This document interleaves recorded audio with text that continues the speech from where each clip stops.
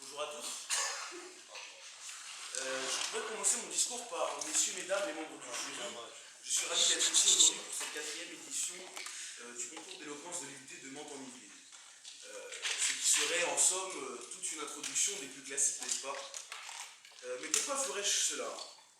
D'abord, le mot ravi n'est sans doute pas le plus adapté, car il me faut l'avouer, je suis un peu intimidé. Ensuite, pourquoi ferais-je comme les autres, si ce n'est bien sûr m'attirer éventuellement les faveurs des membres du jury? Mais finalement, peut-être que certains membres du jury apprécient aussi ce genre d'introduction un peu insolite.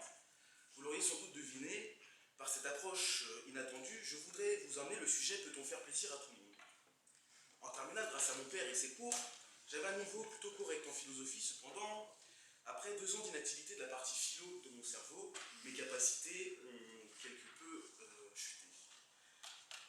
C'est pourquoi je répondrai à cette question par une forme de philosophie, disons, vulgarisée. À la question qui nous occupe, peut-on faire plaisir à tout le monde, on pourrait en ajouter d'autres, très proches, comme par exemple, peut-on plaire à tout le monde ou peut-on satisfaire tout le monde? Alors que la campagne électorale pour les présidentielles bat son plein, je suis tenté de m'appuyer sur elle pour, dans un premier temps, tenter de répondre à notre question. En période électorale, donc, où parmi les 11 candidats, il y en a pour tous les goûts, ou plutôt devrais-je dire pour toutes les idéologies, toutes les sensibilités idéologiques, on voit bien que l'on ne peut plaire qu'à certains et que l'on ne peut faire plaisir qu'à quelques-uns. Les candidats ont beau chercher le plus grand nombre, le candidat ont beau chercher à séduire les plus grands nombres en utilisant toutes les ficelles du métier, ils ne font pas l'unanimité.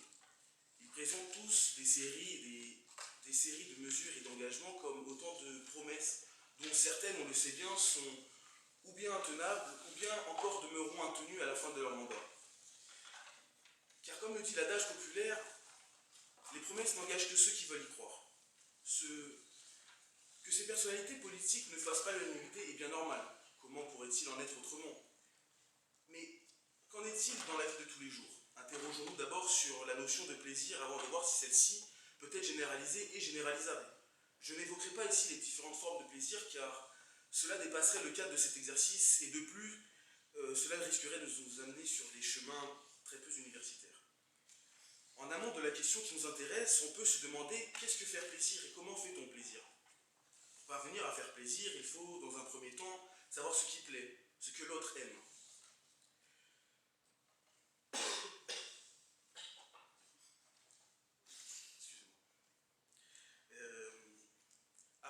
Donc ce que l'autre aime, apprécie, souhaite et même désire.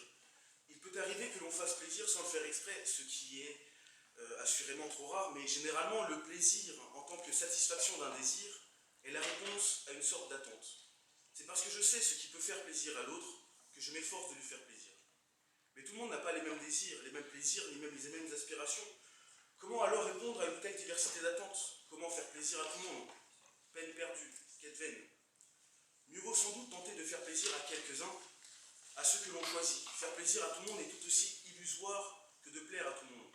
Au bout du compte, dans ce concours d'éloquence, je me dis que mon discours n'a peut-être pas plu à tous. C'est bien dommage car je me suis bien creusé la tête et qu'à défaut de faire plaisir à tout le monde, eh bien, je me suis fait plaisir à moi-même en le préparant. N'est-ce pas, c'est là le principal? Plutôt que de chercher à faire plaisir à tout le monde, commençons par prendre plaisir à faire les choses en essayant de les faire le mieux possible.